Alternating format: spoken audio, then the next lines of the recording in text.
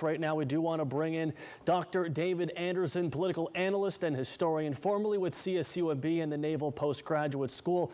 Now, Dr. Anderson, I want to start off with what exactly was voted on today. Why do the majority of the House say this was impeachable offense by President Trump?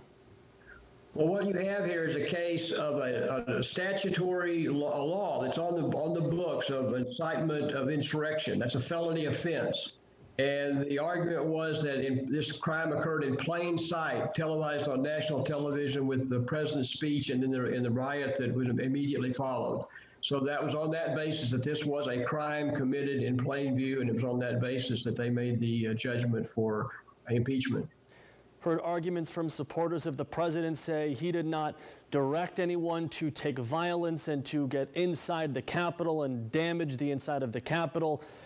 We also heard one Republican congressman from Florida talk about Brandenburg v. Ohio and protecting free speech. If we can get into this Supreme Court ruling, Brandenburg v. Ohio, what exactly are they referring to here, and does that hold water?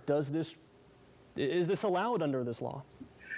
Well, I'm not an attorney, I'm a historian, but historically I can tell you that Brandenburg versus Ohio occurred in 1969 at the height of anti-war protests. But in this case, it was a Ku Klux Klan action urging violence, and the Klansmen were convicted of urging violence. And the court ruled that they were not to.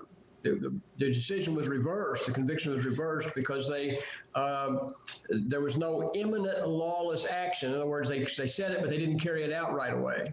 So the test has become if a violent act is urged and immediately occurs, then it is not protected speech. That's imminent lawless action. It's like crying fire falsely in a crowded theater. That's not free speech. So in this case, the context would seem to say that Brandenburg versus Ohio does not protect the president's speech in this case, which seemed to be the historical precedent. Yeah, second part of that test, likely to incite or produce such action, referring to imminent lawless action, and of course that article of impeachment, exciting an insurrection. Dr. Anderson, thank you very much for your time today. Thank you.